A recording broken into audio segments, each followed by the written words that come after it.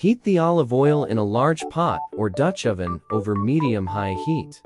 Once the oil begins to shimmer, add the onion and cook until softened and golden brown, about 7 minutes. Add the garlic and cook, stirring constantly until aromatic, about 1 minute.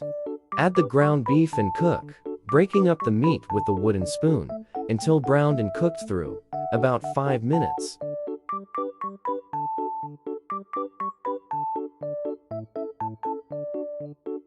Add the tomato paste and cook, stirring constantly until combined, about 1 minute. Add the salt, pepper, oregano, thyme, rosemary, crushed tomatoes, and chicken stock and bring to a low boil, stirring to combine.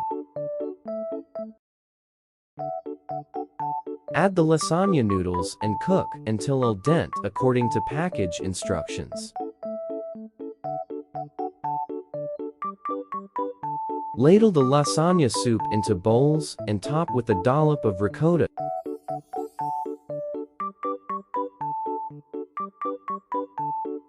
Enjoy!